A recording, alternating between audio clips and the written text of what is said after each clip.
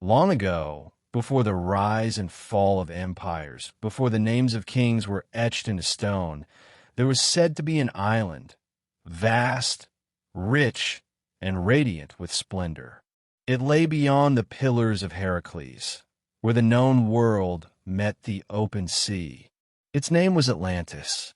We first hear of Atlantis not through folklore or oral tradition, but through the pen of Plato, the Greek philosopher whose writings still ripple through history.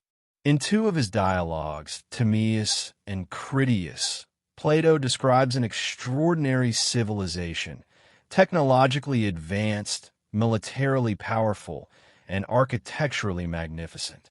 The Atlanteans, he wrote, had created a paradise. Ringed canals glimmered with the reflections of marble temples, while gold flowed freely and fields yielded abundance. They were the pinnacle of what a society could achieve until they weren't. Plato tells us that over time, Atlantis grew proud, greedy, and corrupt. Its people, once virtuous, began to value power above wisdom. The gods, angered by their descent into moral decay, unleashed a punishment that still captures the imagination. In a single day and night, Atlantis was swallowed by the sea. To many of Plato's contemporaries and those who came after, the tale was clearly a metaphor, a lesson cloaked in allegory. Atlantis, it seemed, was a warning, not a memory. A vision of what could happen to a society that forgets humility, justice, and balance.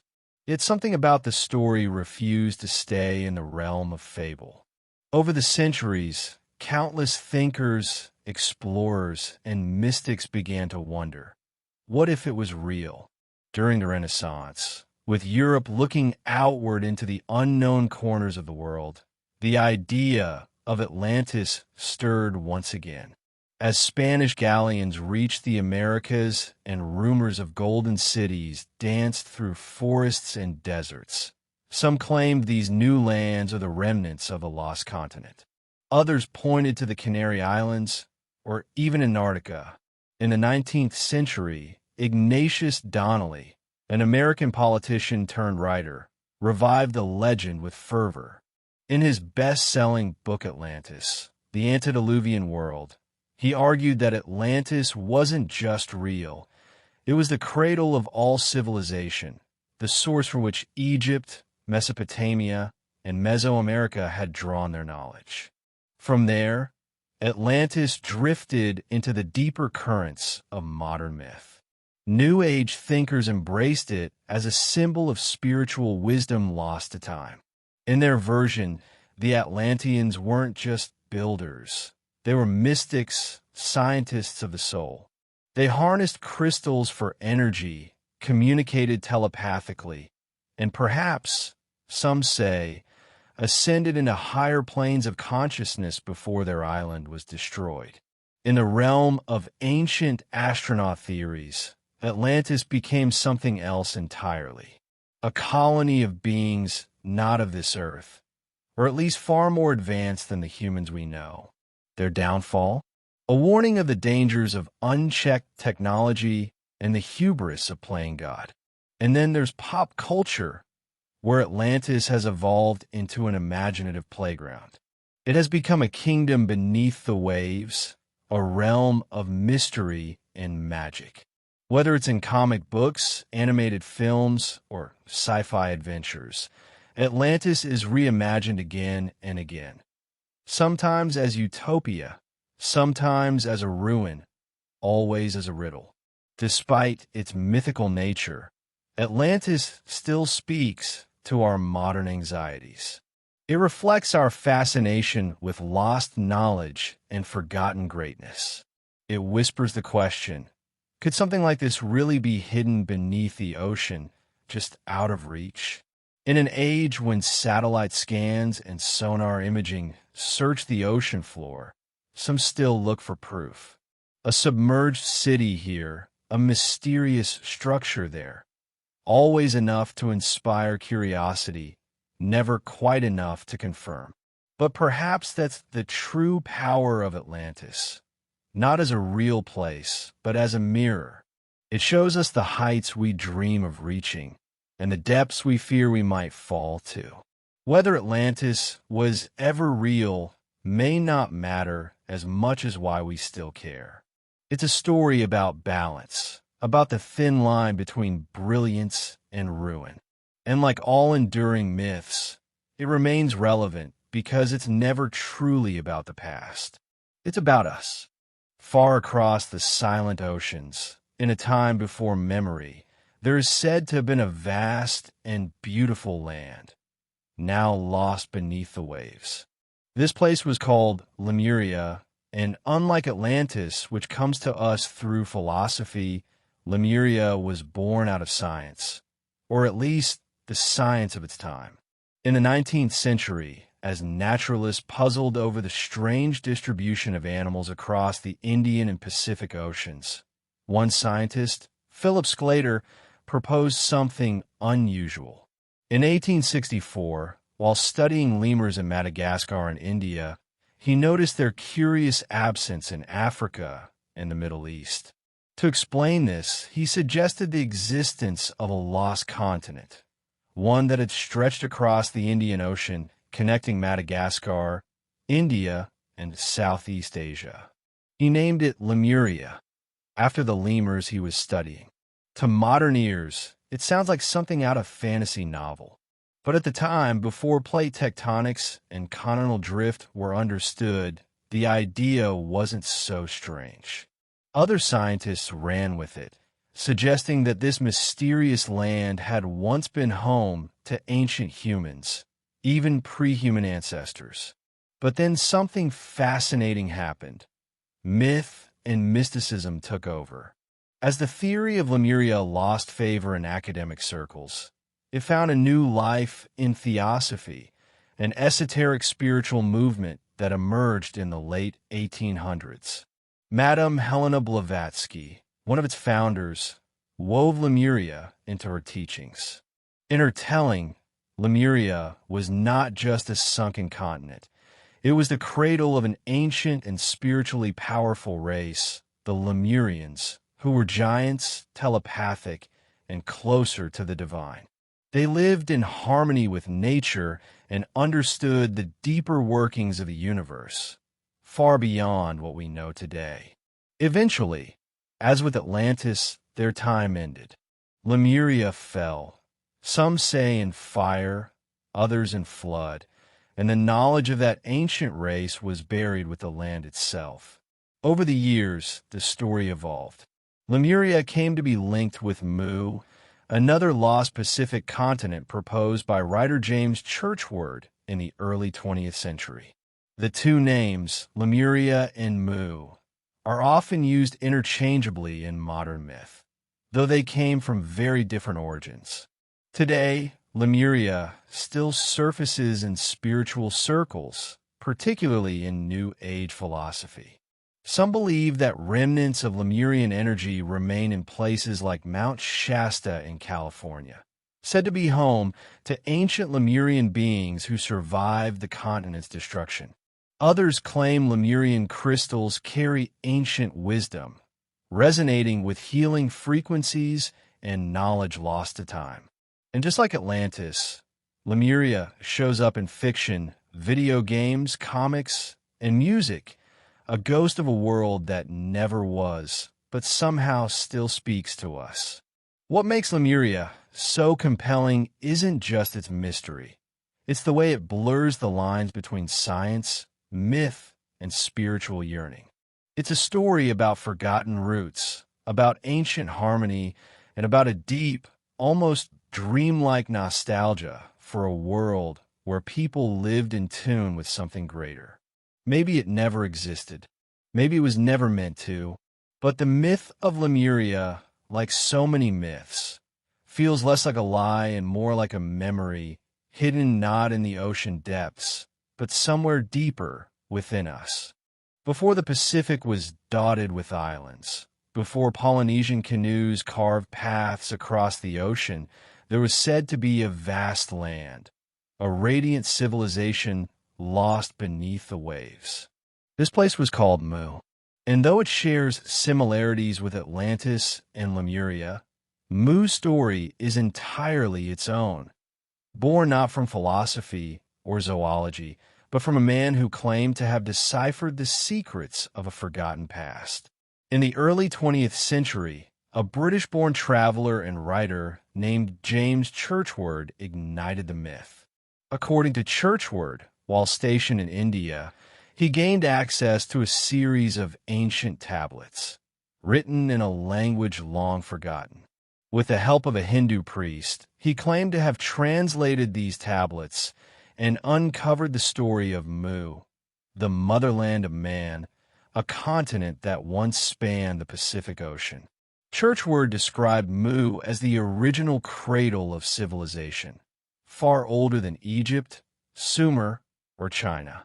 It was home to a highly advanced society, capable of incredible feats of architecture and science, powered by a mystical energy force he called the Nakal wisdom. The people of Mu lived in harmony, guided by spiritual truths and cosmic balance. But, as with many great myths, their golden age came to an end. A series of cataclysms, volcanoes, earthquakes, and floods ripped the land apart, dragging it beneath the sea and erasing nearly all traces of their legacy. His books, beginning with the lost continent of Mu, The Motherland of Man, 1926, were wildly popular among readers hungry for mystery and adventure. And although Churchward's evidence was speculative at best and dismissed by scholars, his vision of Mu had already taken root. Like Atlantis and Lemuria, Mu was quickly absorbed into the growing world of esoterica and fringe archaeology. Writers and mystics folded it into their spiritual frameworks, often linking it with other myths of sunken lands and forgotten wisdom. Over time, Mu became part of a broader story of ancient global civilizations that supposedly seeded knowledge across the world, only to vanish after some great fall. In these modern retellings, Mu is sometimes said to be the origin of the Maya, Inca, Egyptians, and even the Easter Islanders. The idea goes that survivors of Mu, fleeing its destruction, scattered across the earth and brought with them the knowledge of the stars, pyramids, and sacred geometry. And then there's the connection to ancient aliens, a more recent twist. In these stories, Mu was not just a lost human civilization, but a colony of beings from other worlds, or perhaps a hybrid species created with the help of extraterrestrials. Their destruction, some claim, may have been a war between Mu and Atlantis, or between advanced beings and the natural forces of Earth. But perhaps the most curious thing about Mu is its absence in traditional mythology. Unlike Atlantis, which appears in ancient Greek texts, or Lemuria, which was tied to early scientific ideas, Mu has no basis in known indigenous legends. It seems to have been conjured almost entirely from Churchward's imagination, stitched together from exotic speculation and a desire to uncover something hidden beneath the veil of history. And yet, Mu persists. It appears in fantasy novels, in comics, in anime, and video games. It surfaces in spiritual circles, where people speak of past lives in Mu or of ancient technologies waiting to be rediscovered. And it still floats, ghost-like, through the waters of the Pacific, a story not anchored in any map but suspended in the collective imagination. Because Mu, like Atlantis and Lemuria, isn't just about a place. It's about a longing, a yearning for a time before the noise of modern life, when humanity was wise, peaceful, and connected to something greater. Whether that memory is real or not may be beside the point. Myths like Mu remind us that history isn't just what we find in ruins and records. It's also what we dream, what we hope once was, and maybe what we wish could be again. Far beyond the snowy peaks and windswept valleys of the Himalayas, hidden from maps and untouched by time, lies a place whispered about in sacred texts and ancient teachings. This is Shambhala, the hidden kingdom, the Pure Land. Not a city of gold or an empire of warlike brilliance, but a realm of peace, enlightenment, and spiritual clarity. Unlike Atlantis or Mu, Shambhala didn't rise from lost tablets or speculative science. Its roots are deeply embedded in Tibetan Buddhism and Hindu cosmology, where it is described not as a myth, but as a real, though hidden, place, veiled to all but the spiritually awakened. The story of Shambhala appears in ancient Buddhist texts like the Kalachakra Tantra, which tells of a glorious kingdom in the north, ruled by wise and compassionate kings. These rulers are said to guard a deep spiritual wisdom, a knowledge that, in the right time, will emerge to aid the world. Shambhala is not just a haven of peace, but the future heart of a coming golden age. When the world is plunged into chaos and ignorance, it is said, the final king of Shambhala will emerge with an enlightened army to defeat the forces of darkness and restore balance. But even in these sacred teachings, Shambhala remains ambiguous. It is spoken of as both a physical place and a spiritual state, a kingdom you can reach not just by walking across mountain passes, but by journeying inward. Over centuries, explorers and seekers from around the world have searched for Shambhala. It has been called the Eastern El Dorado, and many expeditions, some backed by governments, some driven by spiritual longing, have tried to find it. Russian mystics, theosophists, and even Nazi occultists believe that hidden within the Himalayas or Inner Asia was a secret realm of higher beings, guardians of ancient truths, perhaps even connected to advanced civilizations or extraterrestrial wisdom. And yet no map shows its location. No satellite scan reveals its gates. Because Shambhala is not like other mythical places. It isn't lost, it's hidden. And it reveals itself only to those who are ready, not in body, but in mind and spirit. In New Age and esoteric philosophy, Shambhala is often associated with higher consciousness and vibrational frequencies. Some see it as a beacon of future humanity, an ideal we are slowly evolving toward. In this view, it's not in the mountains, it's in us. A symbol of what the world could be if peace, wisdom, and inner harmony guided our way. In popular culture, Shambhala has inspired everything from Doctor Strange to Uncharted to countless fantasy novels and games. It's portrayed as a sanctuary of ancient masters, sometimes connected to portals, lost technologies, or sacred geometry. But even in these modern tales, it retains a quiet majesty, never quite conquered, never fully revealed. Shambhala is a different kind of myth. It's not about what we lost, but what we might one day find. It asks us not to dig into the earth, but to reflect inward. To imagine a world where wisdom, not wealth, is the measure of greatness. A world that isn't waiting for us to stumble upon it, but to grow into it. Long before modern maps traced the edges of the earth, there was said to be a land so far north, so distant from ordinary life, that was more dream than destination. This place was called Hyperborea, a land beyond the north wind, where the sun never set, and the people knew no war, no hunger, no sorrow. The legend of Hyperborea comes from ancient Greek mythology, first mentioned by poets like Pindar and Herodotus. According to their accounts, Hyperborea lay far to the north, past the realm ruled by Boreas, the god of the north wind. In this land of eternal spring, The Hyperboreans lived for 1,000 years in peace and joy, worshipping Apollo, the god of light, music, and harmony. It was said that Apollo himself would journey to Hyperborea each winter, retreating from the mortal world to bask in the gentle glow of its everlasting daylight.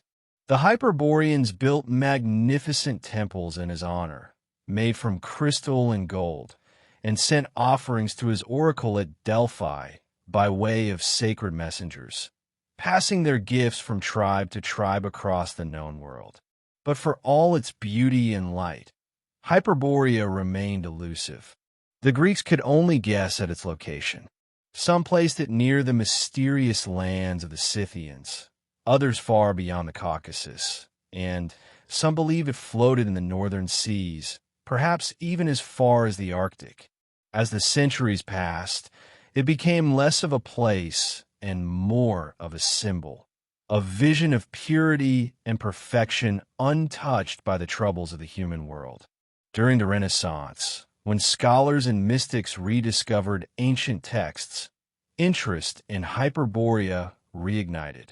In time, it was woven into esoteric beliefs about root races and ancient pre-flood civilizations.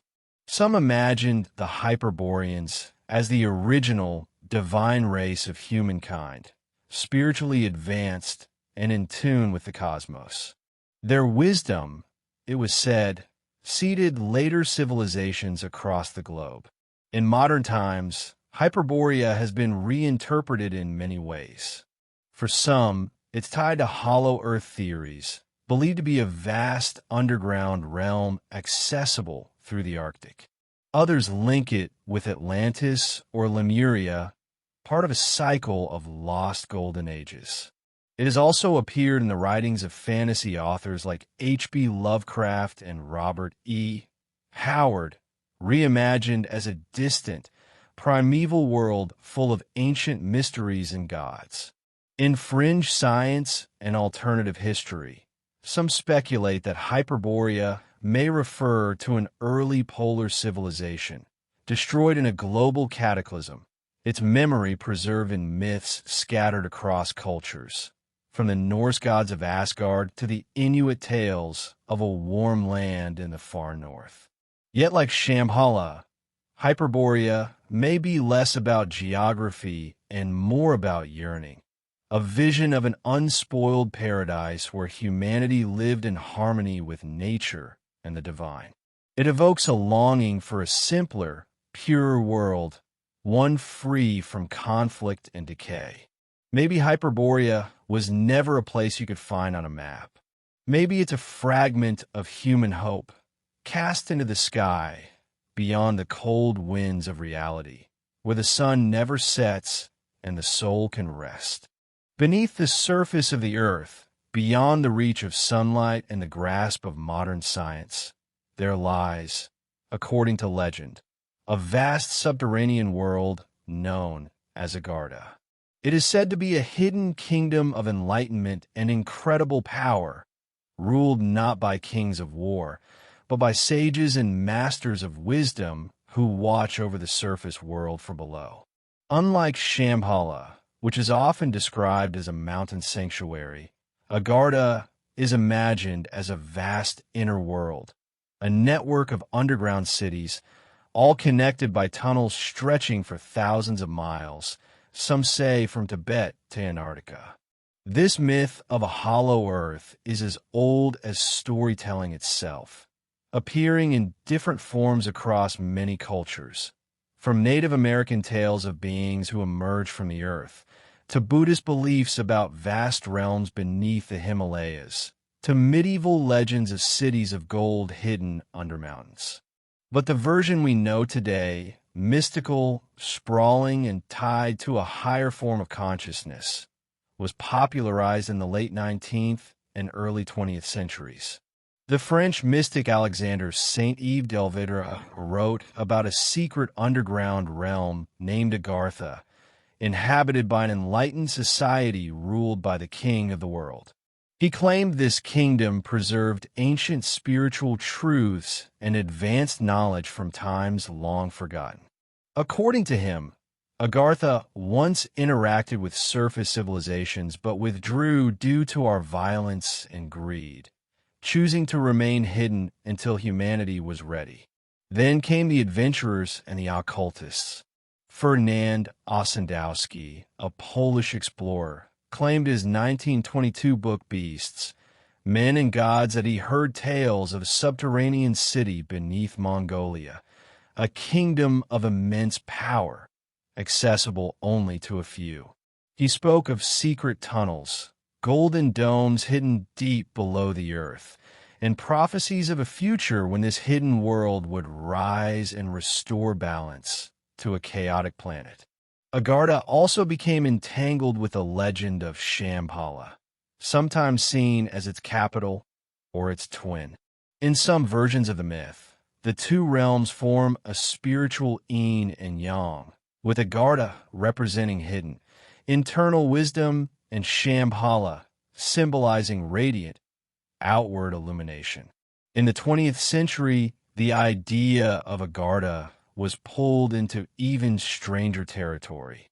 Hollow Earth theories, often dismissed by science but embraced by fringe thinkers, claim that the Earth is not solid, but hollow, and that within it lies an entire inner world with oceans, forests, and even a sun of its own.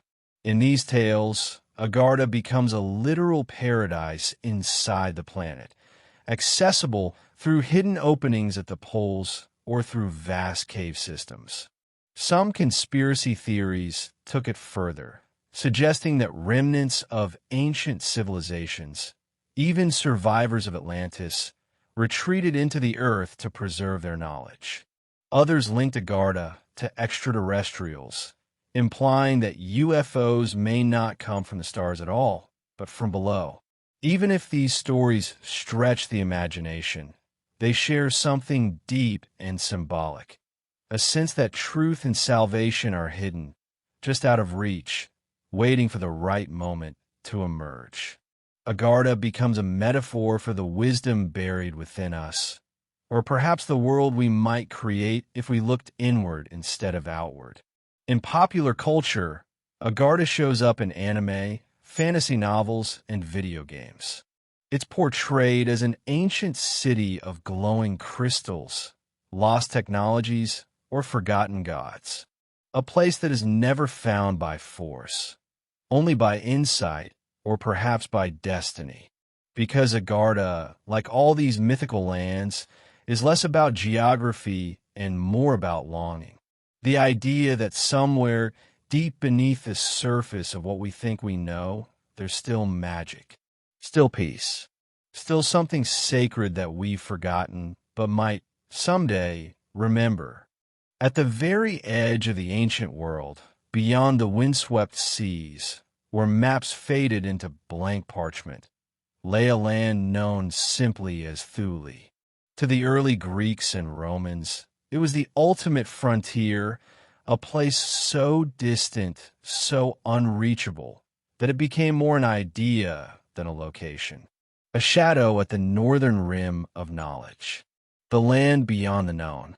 The first mention of Thule comes from the explorer Pytheas of Massalia, a Greek sailor and geographer who journeyed northward around 300 BCE. He claimed to have reached a place called Thule's 6 days' sail beyond the British Isles, a land where the sun barely set in summer, where the ocean turned to slush and the world grew strange and silent. To Pytheas, Thule marked the farthest extent of civilization. What lay beyond was mystery. Later Roman authors, Pliny the Elder, Virgil, Strabo, repeated the name but debated its location. Some thought Thule might be Iceland, Norway, or Shetland.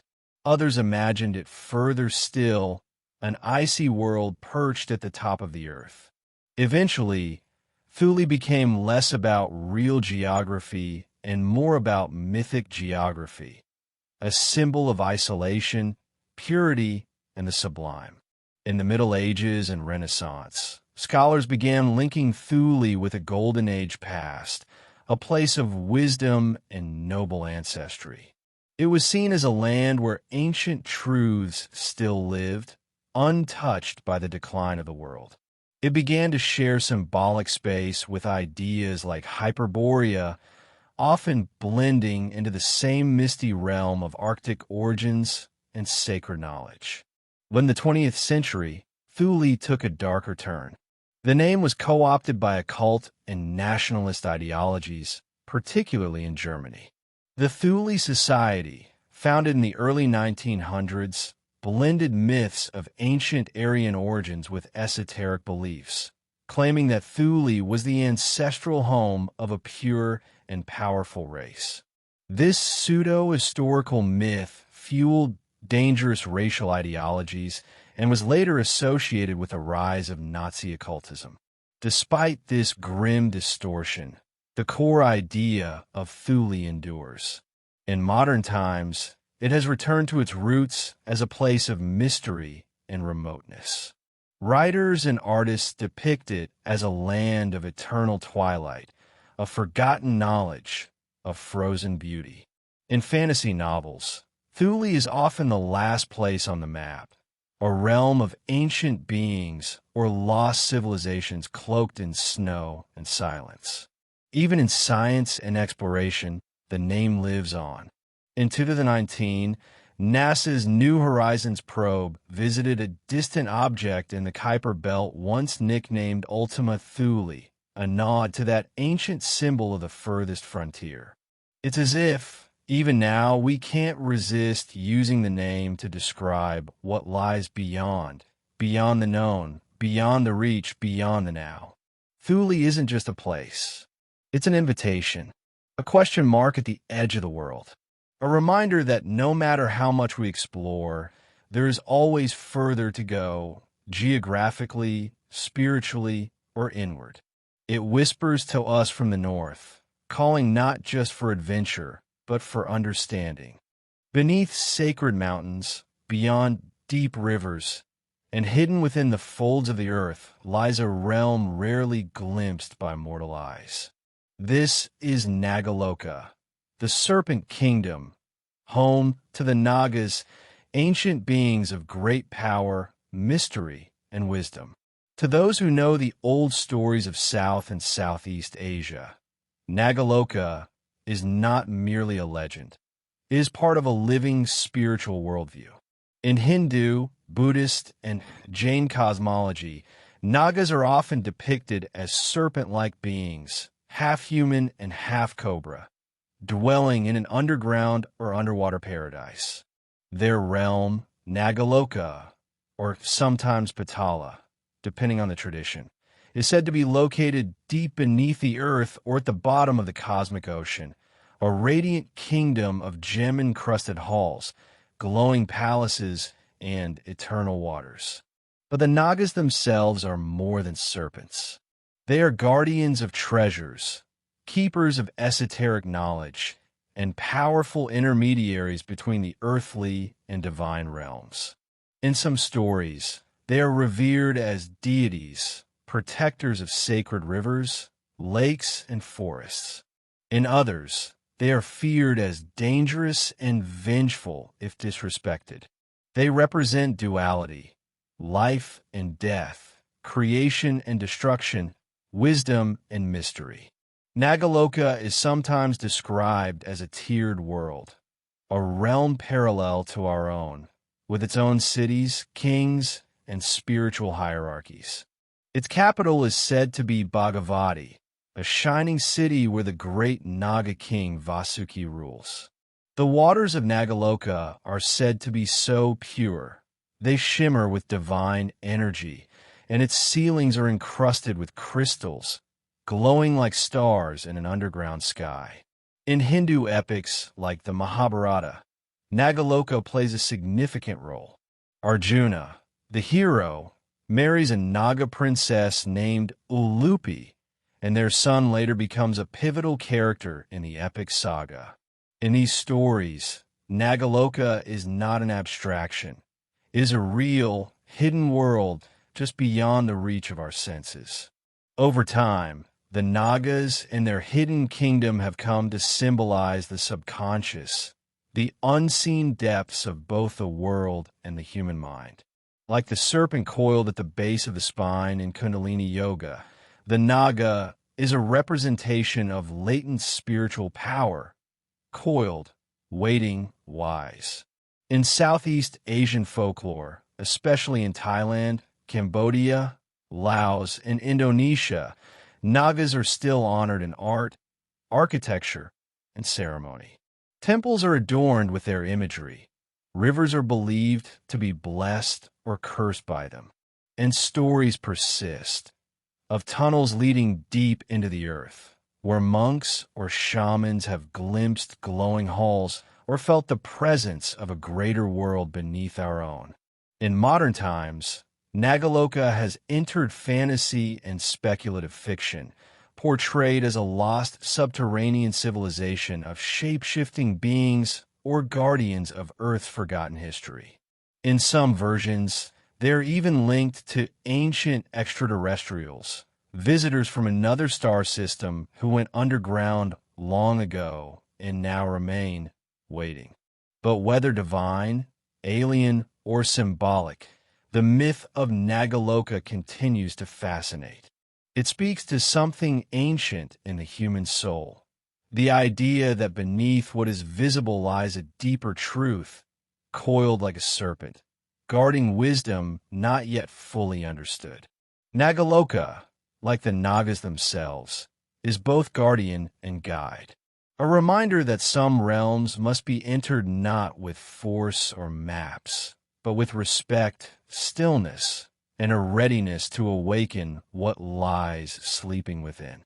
In the vast sea of sand known as the Sahara, where the dunes shift like waves and mirages dance in the heat, there is said to be an oasis unlike any other. A lost city of gleaming whiteness, hidden in a remote valley and guarded by secrets older than time. Its name is Zerzura, the oasis of little birds, the white city, or as some have called it, the Atlantis of the sands. The legend of Zerzura is one of the most romantic and elusive tales to emerge from the North African deserts. The earliest known mention comes from a 13th century Arabic manuscript called Kitab al-Kanuz, the Book of Hidden Treasures. In it, Zerzura is described as a city filled with white buildings, lavish treasures, and a sleeping king and queen, awaiting someone who can break the spell that binds them. The gates of the city are guarded not by soldiers, but by black giants, silent and immovable, whose presence alone deters intruders. As the centuries passed, the legend grew. Bedouins spoke of a place where springs bubbled up from stone, where trees bore fruit in abundance, and where strange artifacts, rings, coins, even books, sometimes emerged from the desert after fierce storms. They spoke of travelers who vanished, never to return, or return changed, with stories too fantastic to believe. But it wasn't just folklore. In the early 20th century, European explorers began to search for Zerzura in earnest. Men like Ralph Bagnold and Laszlo Almasy, who inspired the character in The English Patient, organized daring expeditions into the Libyan desert, mapping lost valleys and ancient tracks. They used early motor cars, camels, and even aircraft to scour the shifting sands. They discovered things, dry riverbeds, ancient rock art, even forgotten oases, but not Zerzura. Still, Almasy remained convinced that the legend had a basis in reality. He believed Zerzura might have been an ancient Egyptian or Nubian outpost, hidden in one of the many unexplored wadis of the desert. But perhaps the truth of Zerzura was never in its walls or treasures. Perhaps it was always symbolic, a mirage of the soul, a vision of paradise in a world of harsh survival. In this view, Zerzura is not a place to be conquered, but a hope that guides the lost, a dream that gives meaning to the journey. In modern times, the legend lives on. Zerzura appears in novels, films, and speculative documentaries. It is linked, sometimes loosely, to other lost cities like Ubar in the Arabian Peninsula, or even to ancient Atlantean myths. Some connect it to extraterrestrial theories, imagining that its sleeping king and unearthly light may hint at something otherworldly. Others see in it a symbol of forbidden knowledge, like the lost library of Alexandria, hidden under the desert instead of buried in ash. But for those who walk the desert, Zerzura remains something more elemental. It is the moment when heat shimmers in the air and shapes emerge from the distance, real or not. It is the dream of water, of sanctuary, of beauty untouched by time. And maybe, just maybe it's still out there, hidden in a forgotten canyon, waiting. In the heart of the jungle, beneath thick canopies and beside glistening rivers, lies a dream that has driven explorers mad and empires to ruin. A city so rich, so dazzling, it was said that its streets were paved in gold and its rulers bathed in it. This was El Dorado, the golden one, the golden city, the mirage of conquest and desire. But El Dorado did not begin as a city. Originally, it was a man. The legend began with the Muisca people of what is now Colombia. When a new chief was crowned, a sacred ritual took place at Lake Guatavita. The leader, naked and covered head to toe in gold dust, would ride a raft to the lake's center. There, surrounded by nobles and accompanied by chants and drums, he would offer treasures, emeralds, gold figures, and other sacred items, into the deep water as a gift to the gods. When Spanish conquistadors heard this story in the 16th century, they misunderstood, or perhaps reimagined, the ritual. The Golden Man became the Golden City, and the ceremonial lake became just the beginning. Rumors quickly spread of a vast city hidden deep in the Andes or the Amazon, a place where gold was as common as stone, and its people lived in unimaginable wealth. From there, madness took hold. Expeditions were launched, hundreds of them.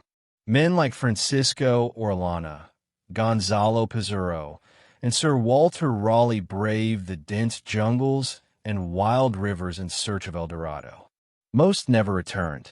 Others came back broken, their stories filled with fevered dreams and tragedy. Whole armies were swallowed by the forest. Fortunes were spent chasing echoes. Yet the promise of El Dorado never faded. Over time, the legend evolved. Some said the city lay hidden in the Amazon. Others thought it might be in the Orinoco Basin or high in the Andes. Occasionally, new rumors surfaced of golden artifacts found near lake beds, or of ancient maps showing pathways to lost cities. In truth, there were many wealthy pre-Columbian civilizations in South America. The Inca, the Muisca, and others did possess remarkable craftsmanship in gold, but their treasures were often sacred, symbolic, not the piles of wealth imagined by greedy outsiders. Still, the myth endured because it was never just about gold. El Dorado became a metaphor.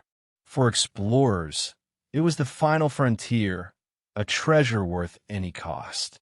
For empires, it justified conquest. For writers and filmmakers, it's become a symbol of obsession and human ambition, of how far we'll go chasing the promise of paradise. In modern times, El Dorado lives on in fiction, film, and pop culture. From Indiana Jones to anime, from Lost World tales to sci-fi adaptations, the idea of a hidden, golden city waiting to be found still stirs something deep in the imagination. And in a way, The myth still breathes in the jungle. In the deep forests of Colombia and Brazil, in the ruins overtaken by vines, in the glint of sunlight off a river, there's still that whisper. That question, what if it's real? What if we just haven't found it yet? But maybe, like so many mythical civilizations, El Dorado isn't meant to be found on a map. Maybe it's the idea that somewhere, buried beneath the dust and noise of history, there is still beauty, mystery, and something worth seeking, something golden, not just in wealth, but in wonder. Off the coast of Brittany, where the Atlantic Ocean meets jagged cliffs and windswept shores, there is a tale that has haunted sailors and storytellers for centuries.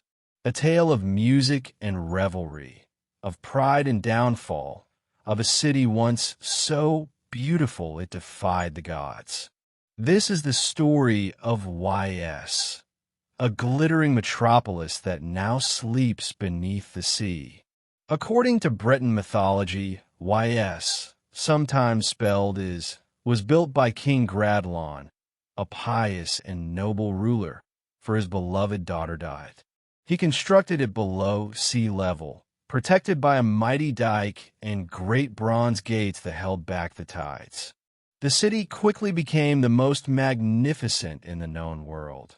Its towers glittered with jewels, its streets overflowed with markets and music, and its citizens were said to be the most cultured and carefree of any kingdom. But with prosperity came decadence. As the legend tells it, Dahet, beautiful, bold, and wild, fell under the influence of darker forces. She turned YS into a place of endless celebration, where vice became virtue and revelry replaced reverence. It is said she wore a different mask each night and took new lovers in secret.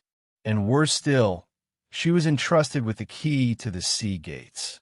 One night, seduced by a mysterious stranger, sometimes said to be the devil himself, Dot stole the key from her father and flung open the gates during high tide. The ocean, long kept at bay, surged in with fury. Waves swallowed the city, and in an instant, YS was no more. In most versions of the story, King Gradlon escapes on horseback, guided by Saint Winwallow, who urges him to cast off his daughter to save himself. When he does, the waves recede, but the city is already gone, lost to the sea forever. But the sea remembers. Even now, they say that on calm nights, when the tide is low and the moon hangs heavy over the Atlantic, you can still hear the bells of YS ringing beneath the waves. Some claim to see spires glinting beneath the surf, or hear faint echoes of music carried on the wind. The myth of YS has persisted for centuries, weaving itself into Breton folklore, medieval poetry, and even modern music and literature. To the people of Brittany, YS is more than a tale. It's a symbol, a warning against pride, perhaps, or a reminder that beauty, no matter how great, must remain in harmony with humility. Over time, YS has also drawn comparisons to Atlantis, Lyoness, and other drowned civilizations, forming part of the greater tapestry of sunken kingdoms.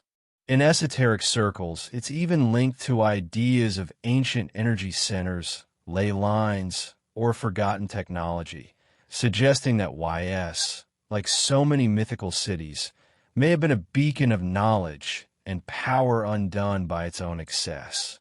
In literature and film, the city continues to inspire, from operas to fantasy novels to French comics.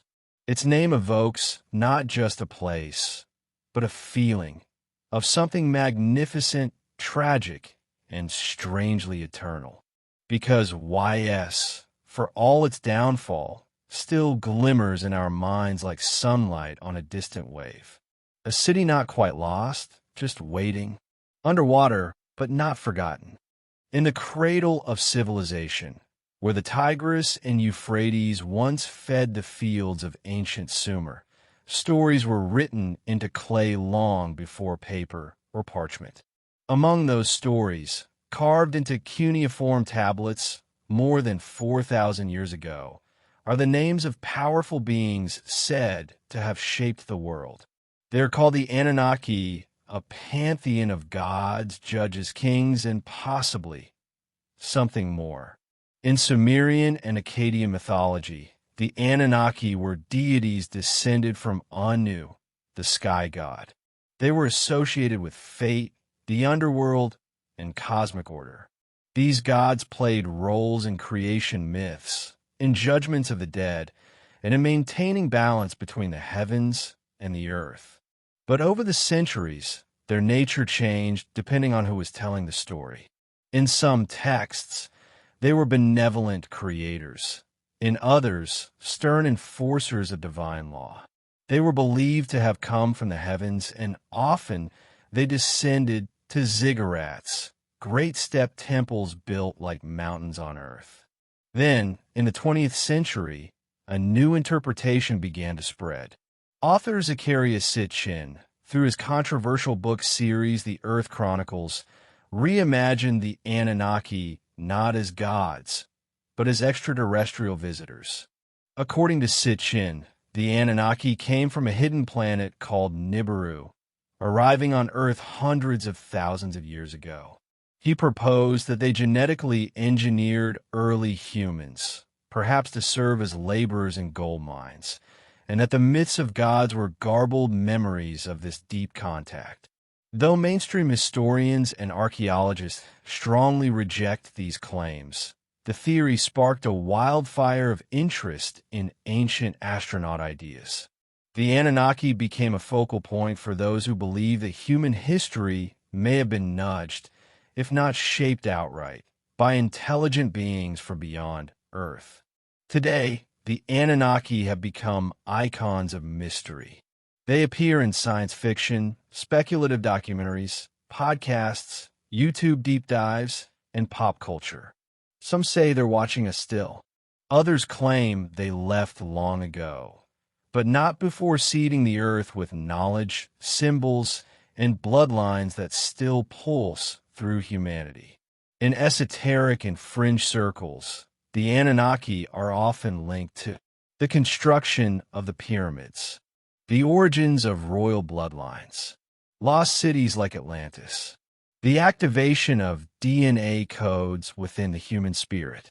The myth of the Anunnaki, whether taken as literal or symbolic, reflects a deep yearning, the desire to understand where we came from and whether our destiny has been touched by forces older and greater than we can yet comprehend.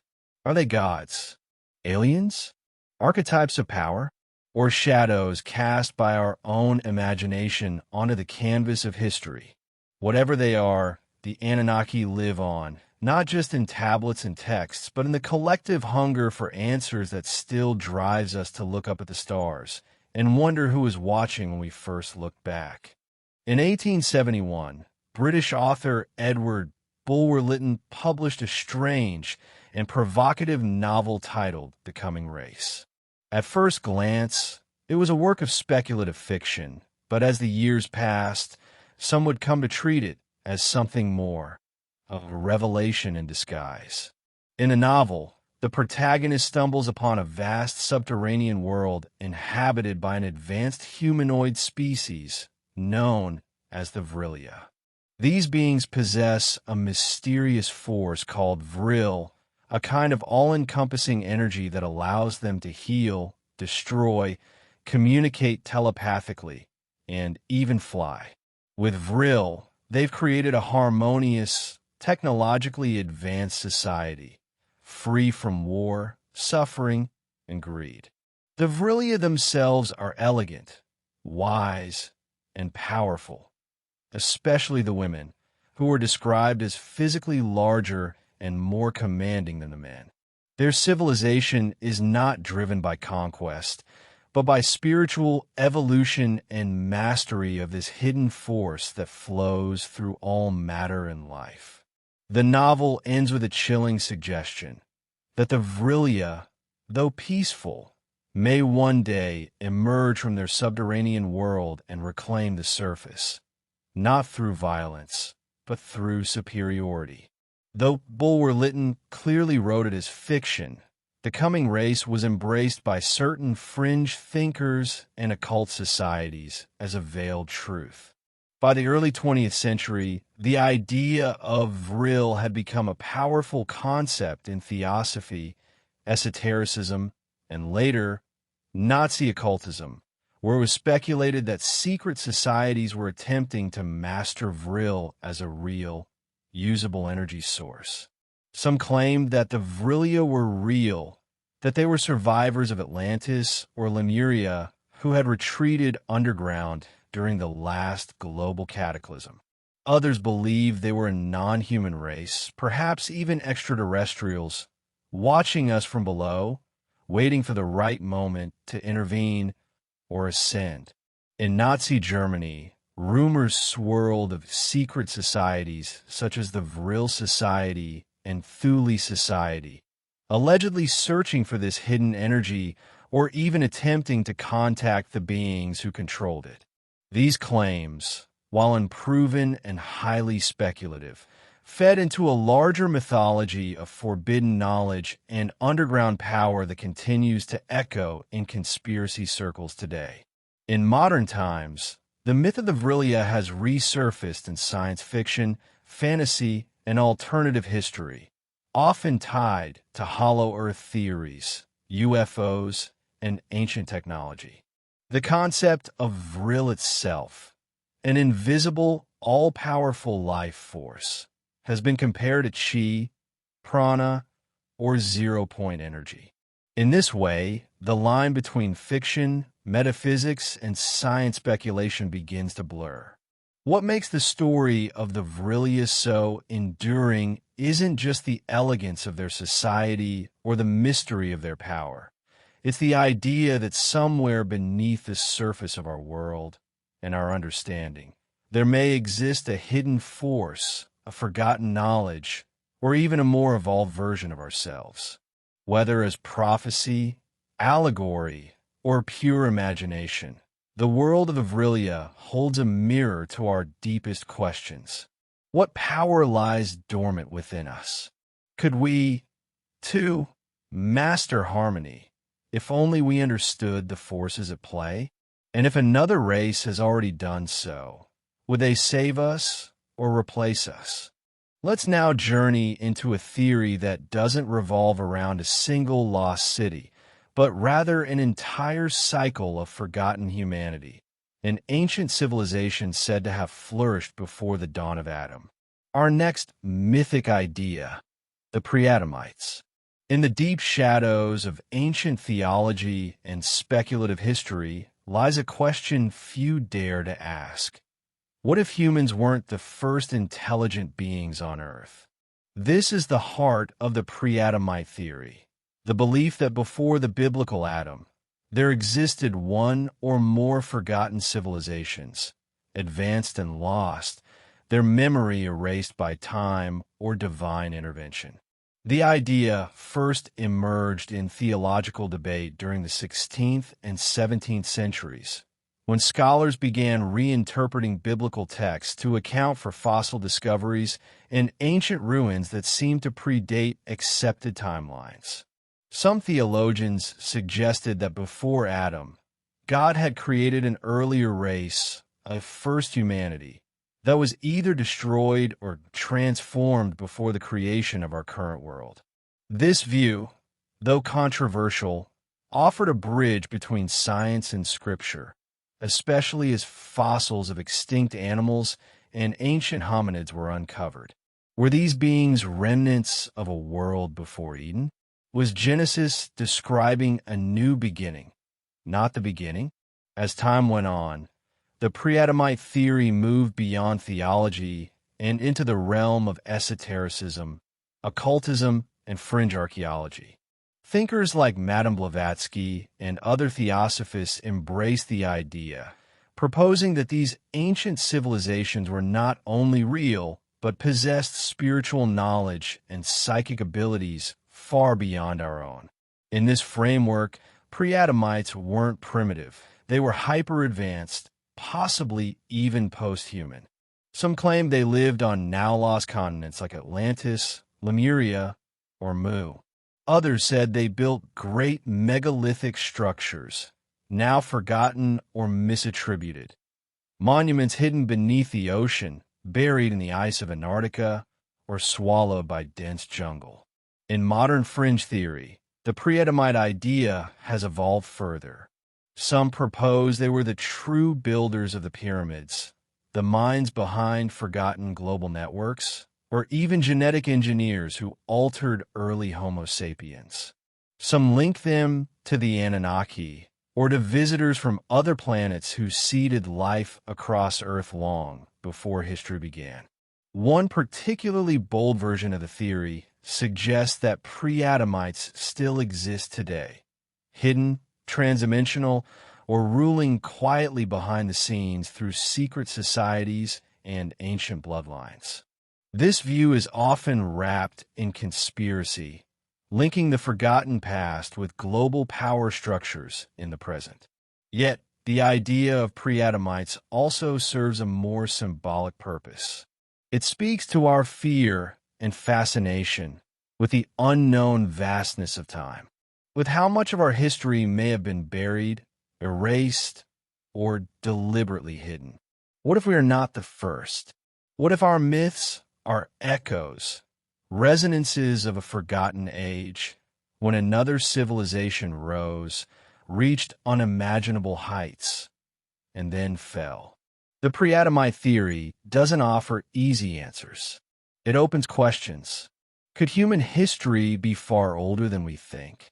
Have we risen and fallen many times before? And if so, what mistakes might we be repeating? Whether taken literally, symbolically, or speculatively, the myth of the Pre-Adamites challenges the core narrative of our origins and invites us to think not only about who we are, but who we've been and who we might become again. Let's now follow a trail through fire, flood, and ancient memory to a mythical land claimed not by Western tradition, but by the ancient wisdom of southern India. Our next legendary civilization, Kumari Kandam. Far to the south of India, past the tip of the subcontinent and deep into the waters of the Indian Ocean, there is said to have been a vast, ancient land, a lost continent, home to the earliest human civilization, now drowned beneath the sea. This was Kumari Kandam, often called the Lemuria of the East, but to many Tamil people, it's something far older and far more personal. The myth of Kumari Kandam comes from ancient Tamil literature, especially texts like the Silappatikaram and the Kalathogai, which refer to a sunken landmass where Tamil culture, poetry, and kings once thrived.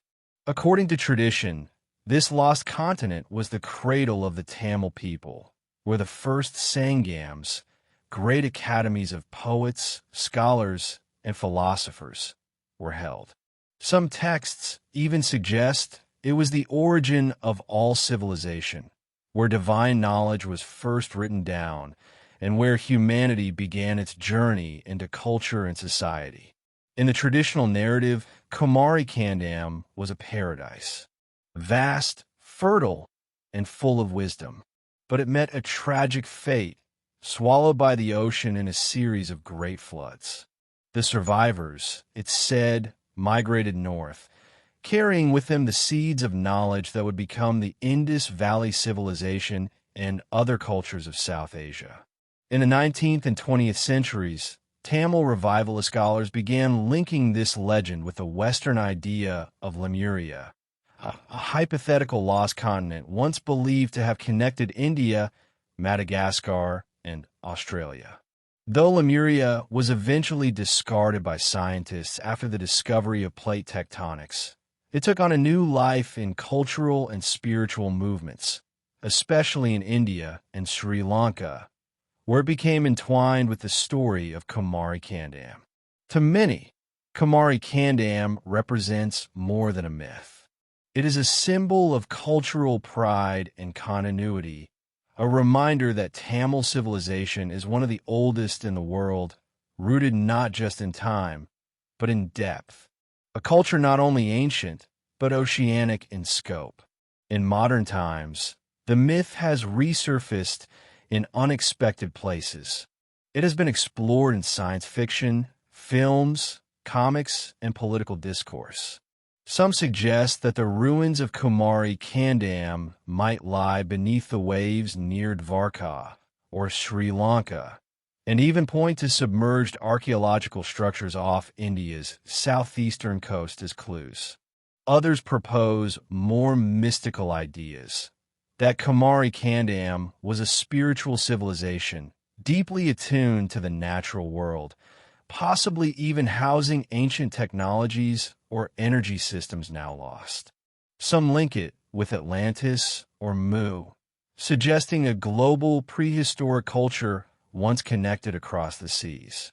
But at its heart, the myth of Kumari Kandam is about something deeply human, the idea that knowledge, once lost, can still echo across time, that the sea, which swallows, also preserves, that our greatest treasures may lie not ahead, but behind and beneath, and perhaps in the rhythm of ancient Tamil poems, in the submerged stones of forgotten shores, or in the dreams of those who still speak the old language, Kumari Kandam still breathes.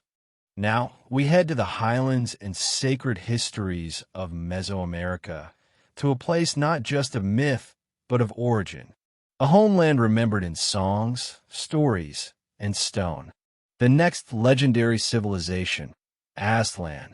Long before the Aztecs built Tenochtitlan, before their empire spread across valleys and mountains, they remembered another land, Aztlan, the place where their journey began. The word Aztlan comes from Nahuatl, the language of the Aztecs, or Mexica, as they call themselves, and it means place of the white herons. In the surviving codices and oral traditions, Aztlan is described as a lush, watery paradise, an island city surrounded by 7 caves or regions, each representing a different tribe. It was a land of balance and abundance, where people lived in harmony until the gods called them to leave. According to legend, the ancestors of the Aztecs received a divine command: leave Aztlan and find a new home, a promised land marked by a sign, a cactus growing from a rock, with an eagle devouring a snake. This sign would eventually lead them to Lake Texcoco, where they would found Tenochtitlan, the heart of their empire. But they never forgot Aztlan. It remained a spiritual homeland, a symbol of beginnings, purity, and destiny. For centuries, scholars, dreamers, and mystics have speculated on the location of Aztlan. Some believe it was a real place, possibly in northwestern Mexico, New Mexico, or the American Southwest. Others say it was more symbolic, a reflection of a time before separation, when the tribes were united. A memory not of geography, but of unity. In the 20th century, Aztlan took on a new life, especially within the Chicano movement in the United States. For many Mexican Americans, Aztlan became a symbol of ancestral rights and cultural identity, a reminder that before borders were drawn, this land was already home. The term was used to affirm heritage, pride, and a connection to deep indigenous roots.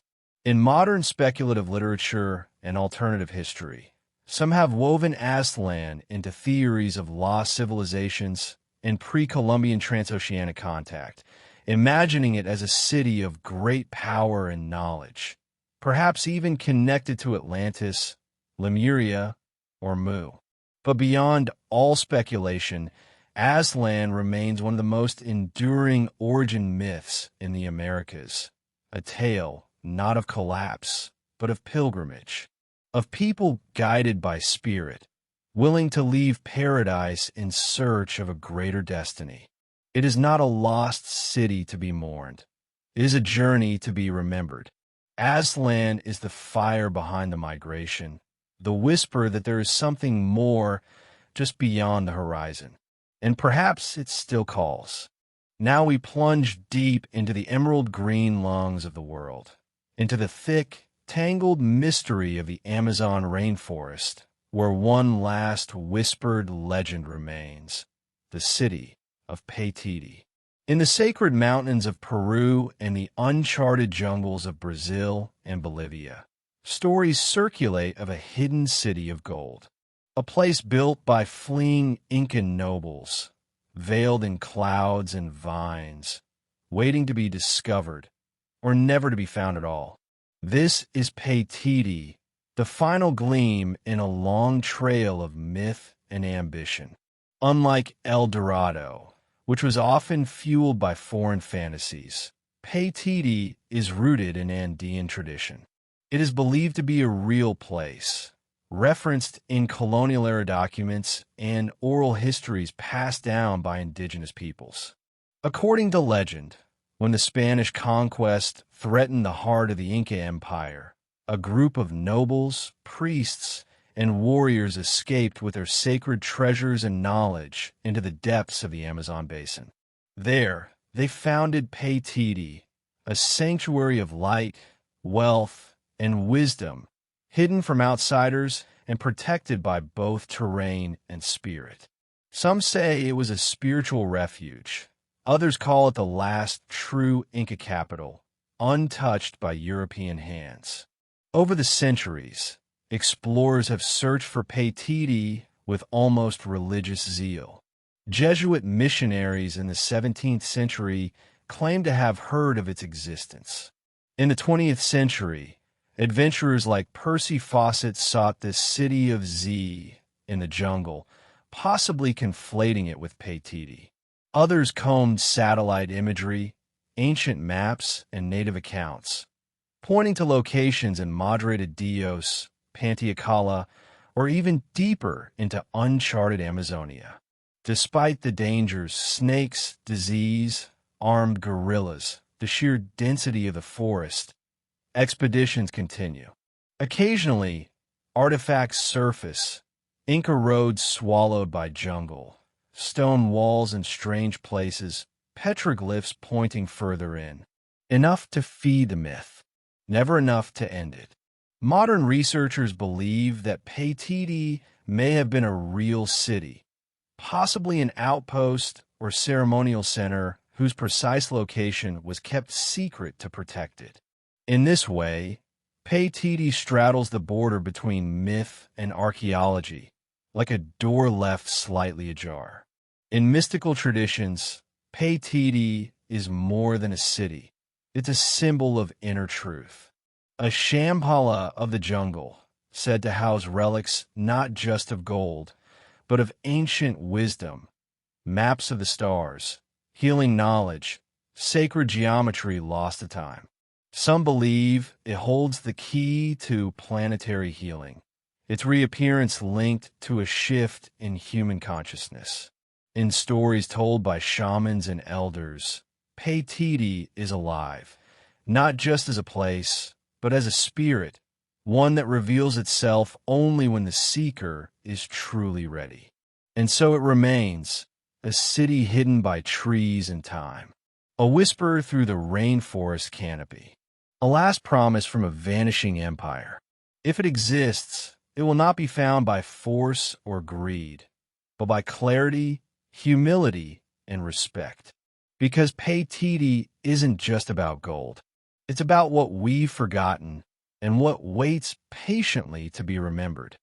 And now, we come to the final city in this cycle, a lesser-known legend, but one steeped in the same echoes of mystery, wisdom, and awe as the others. A city whose name lingers like vapor in the desert sun. The last stop on this mythic journey, Lyonesse, off the southwest coast of Cornwall, between the British Isles and the Isles of Scilly, There is said to have been a land of fertile fields, golden towers, and proud warriors. A land that vanished beneath the waves in a single night. This is Lyonesse, the lost kingdom of Arthurian legend. The tale of Lyonesse is deeply tied to Celtic and Arthurian lore. Some say it was the homeland of Tristan, the tragic hero of Tristan and Isolde, one of King Arthur's bravest knights. Others describe it as a rich and noble land connected to Camelot, or even as a western outpost of the fabled Atlantis. According to the legend, Lyonesse was swallowed by the sea in a sudden cataclysm. Its cities, cathedrals, and forests drowned beneath the waves, its people gone without a trace. Only one man survived, galloping ahead of the incoming tide on a white horse, reaching Cornwall just before the water consumed the last strip of land behind him. To this day, the Isles of Scilly are seen as the last high points of Lyonesse. Mountaintops now standing as isolated islands, scattered across the sea. Fishermen in the region have long told tales of sunken spires, of church bells ringing beneath the water, and of strange, submerged stone walls that hint at the outline of a forgotten city. As with Atlantis, the myth of Lyonesse may have roots in real geological events. The coastline of southwest Britain has changed dramatically over the millennia due to rising sea levels and shifting land. Ancient forests have been found underwater off the coast, tree stumps preserved in silt, visible at low tide. Could Lyonesse be a folk memory of lands lost to the sea after the Ice Age? In some versions, Lyonesse wasn't just a kingdom, it was an ideal. A realm of peace, magic, and balance between nature and human endeavor. A place where Arthur's dream lived just a little longer. Its fall, like that of Camelot, marks the end of an age when honor gave way to ambition and myth faded into history. In more modern adaptations, films, literature, and spiritual writings, Lyonesse is sometimes portrayed as a dimensional rift, a place you can enter only when the tides are right or the veil between worlds is thin. In this view, it still exists, but not in the physical world, a city of spirit, memory, and waiting. Because perhaps Lyonesse, like all these lost civilizations, is less about the past and more about what we miss. The beauty we think we've lost. The wisdom we once had, the dream that, though drowned, still sings from beneath the waves. And if you stand by the Cornish cliffs at dusk, when the sea is calm and the light is just right, you might just hear it. From the golden temples of Dorado to the mist-veiled peaks of Shambhala, from the sunken domes of Atlantis to the serpent-guarded halls of Nāgaloka, we have journeyed through a world that lives not on maps, but in memory, myth, and mystery. These ancient civilizations, real, imagined, or something in between, are more than stories. They are mirrors of us. They speak to our longing for wisdom, our fear of loss, our fascination with power, and our hope that what was once great might one day return. Whether in the scrolls of philosophers, the chants of sages, the legends of indigenous tribes, or the dreams of those who look to the stars, these lost worlds endure. They remind us that history is not a straight line. It's a spiral, a wave, a whisper. Perhaps the cities are gone. Perhaps they never were.